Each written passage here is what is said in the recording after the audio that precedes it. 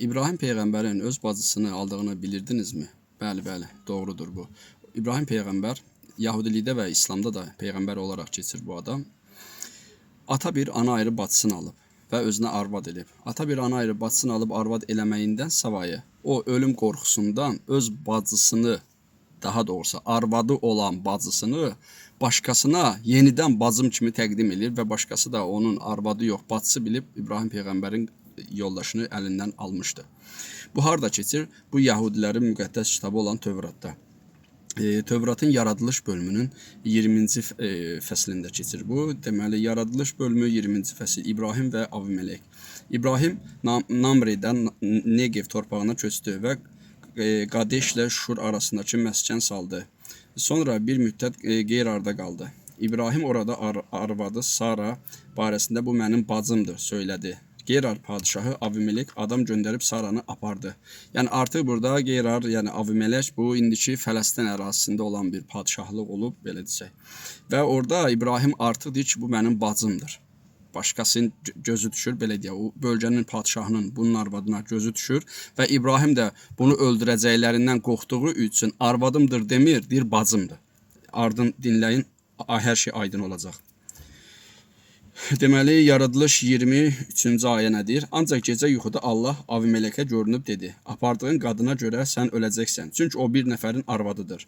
Yəni Avimelek, padişah Avimelek İbrahimin arvadını alır əlindən. Deyir ki, çünki İbrahimdən soruşur ki, bu kimdir? İbrahimdən soruşurlar, deyir bu mənim bacımdır.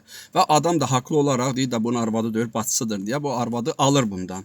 Və bundan alıb öz yanına gətirəndə, gecə yatanda Allah bunun yuxusuna girir. Və yuxusunda deyir ki, o bir nəfərin arvadıdır, ona toxunma. İndi ayənin ardını oxuyaq.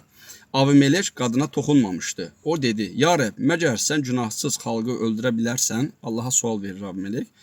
O adam mənə, bu mənim bacımdır, demədimi? Qadın özü də o mənim qardaşımdır dedi. Mən bu sadədillik və təmiz niyyətlə etdim.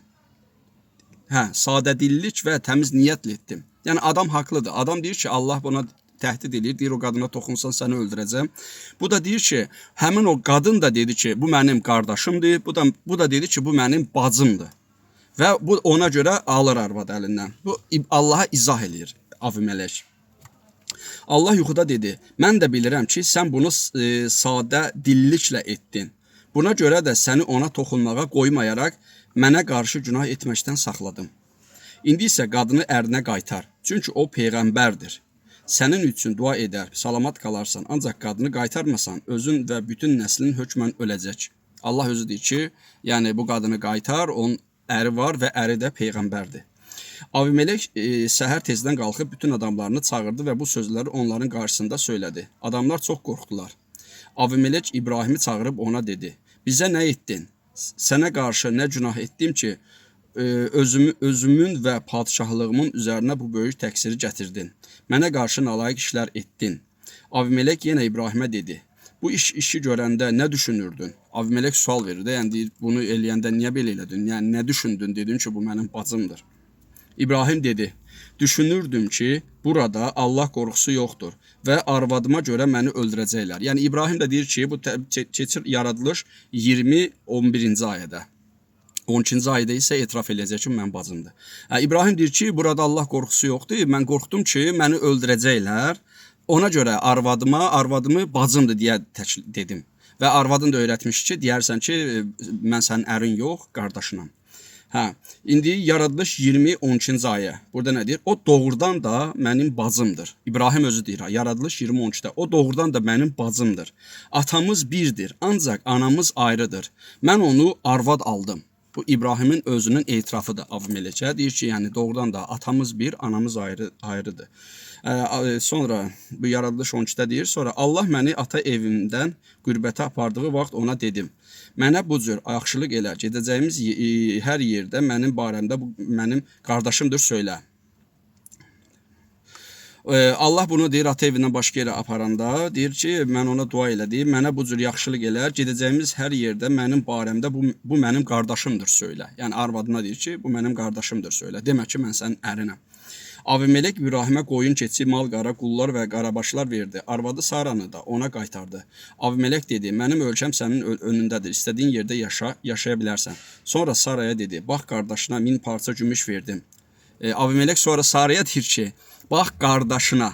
Avimelek həm bunun əridir İbrahim, həm də qardaşıdır. Avimelekin müraciətində isə deməli yaradılış 20:16-da deyir ki, bax qardaşına 1000 parça gümüş verdim. Qoy bu gümüş sənin yanındakılara günahsızlığını göstərən bir sübut olsun və hər kəs sənin günahsız olduğunu bilsin. İbrahim Allaha dua etdi. Allah da Avimelekə, onun arvadına və cariyələrinə şəfa verdi. Onların uşaqları oldu. Burada nə deyir? 20:18 çox maraqlıdır. Deyir ki, çünki Rəbb İbrahimin arvadı Saradan ötürü Avimelekin evində olan bütün qadınların bətnini bağlamışdı. Deməli, İbrahim Peyğəmbər arvadın Avimelek əlindən aldığına görə Allah Avimelekin arvadların hamısının bətnini bağlayıb ki, Avimelek bunlarla yaxınlıq elədiyi zaman bunların uşağı olmasın. Allaha bax, yəni İbrahimin qayğısına necə qalır? Başqasının arvadların bətnini bağlayır ki, uşağa qalmasın. Yaxşı, burada sual ortaya çıxır ki, yəni bir Allahın peyğəmbəri ölüm qorxusundan öz arvadın niyə bacımdır deyir, başqasına verir. Bu bir. İkincisi də bu ata bir, ana ayrı, bacısını niyə alır? Yəni burada bax, bu adam İbrahim peyğəmbər İslamiyyətə görə də və Yahudiliyə görə də peyğəmbər olan şəxs ata bir, ana ayrı bacısını alır və öz arvadı olan bacısını da başqasına bacımdır deyə təklif eləyir.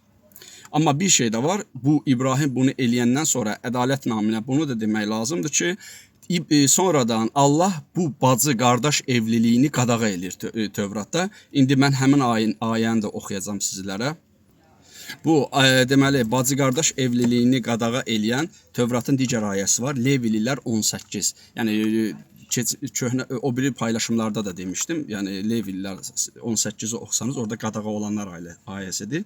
Yəni ayələr oradadır. Levililər 18:9-da nə deyir? Ata bir yaxud ana bir bacınla səninlə bir evdə yaxud başqa yerdə böyümüş bacınla cinsi əlaqədə olma. Bu Levillərdən də başqa, Levillər 20:17-də də keçir. Qanunun təkrarı 27:22-də də keçir. Bu yəni qadağa. Mən bir dənəsini oxudum ki, yəni İbrahim öz bacısını almağına baxmayaraq sonradan Allah bu evliliyi qadağan eləyib.